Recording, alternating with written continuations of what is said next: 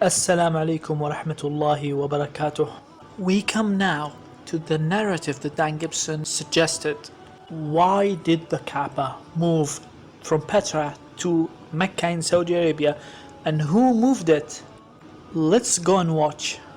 Now, with the lull in the war, Ibn Zubair had time to rebuild his defenses and prepare for the return of the Umayyad army.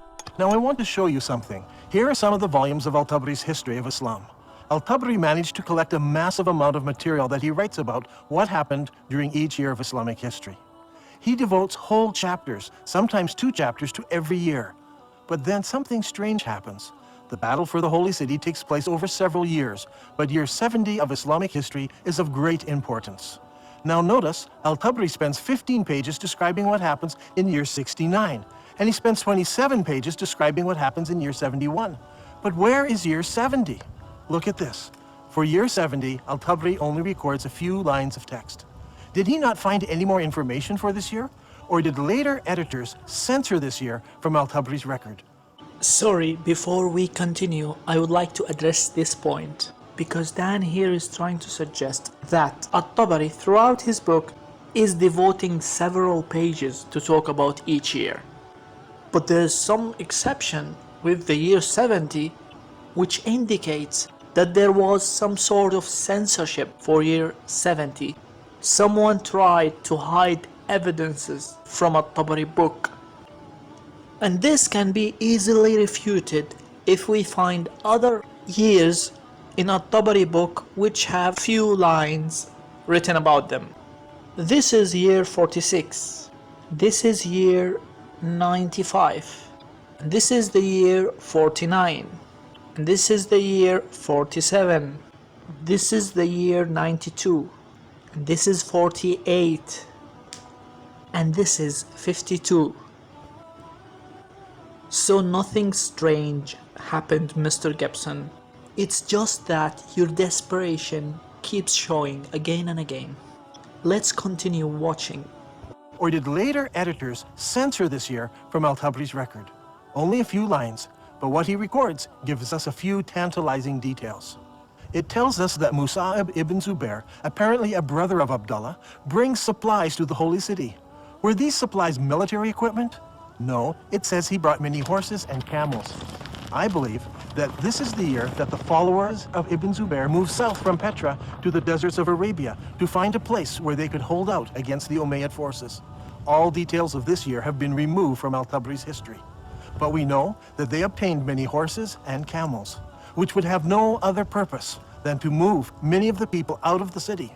So let's once more examine the account that Dan Gibson is using, and let's see if he is telling the truth. If he is, then this will be a first.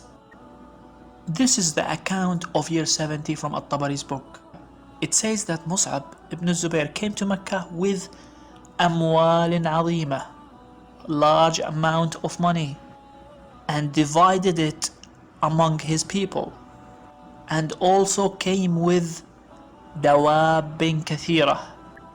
So the word which Dan Gibson translated as camels and horses is dawab, a plural of dabba. What is the meaning of dabba? The Quran tells us the meaning of dabba. In Surah 11 verse 6 it says وَمَا مِن دَابَّةٍ فِي الْأَرْضِ إِلَّا عَلَى اللَّهِ رِزْقُهَا, and there is no creature on earth. So dabba is a general name for all creatures. Let's check the hadith. Most of the hadith describe dabba as animals. Yes, in some cases it can be used to refer to horses, camels, and any animal which people ride on. But most of the time it is used to refer to any kind of animal.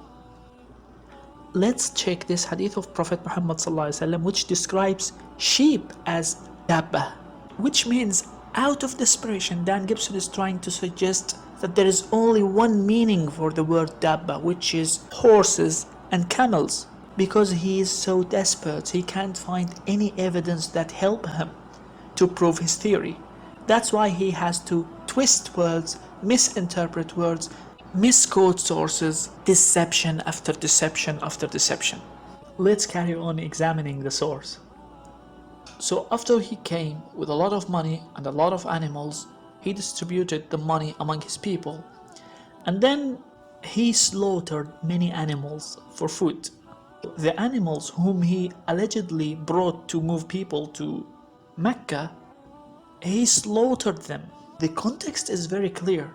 Mus'ab ibn Zubair came with a lot of money and a lot of animals, and he distributed money among his people, and he slaughtered animals for food. When you read those lines, how on earth would you conclude that he brought horses and camels to move people to Mecca? Anyways, let's carry on with Dan Gibson's genius theory. This lull in the war continued into the next year, so Ibn Zubair took advantage of the break to undertake a religious project. He decided to rebuild the Kabba, but Al-Tabari does not tell us where the new Kabba was constructed. Was it in Petra? Or was it in a new, safer location in faraway Mecca? I believe that the new Kabba was built in Saudi Arabia, and that the Black Rock was moved there for safekeeping. So even if Ibn Zubair lost the holy city, he still had the rock and a new Kabba. Well, first of all, it's very ridiculous to expect people to mention the name of the city when they rebuild a landmark. For example, if France destroys the Eiffel Tower and rebuilt it again, they wouldn't need to say, we rebuilt the Eiffel Tower in Paris.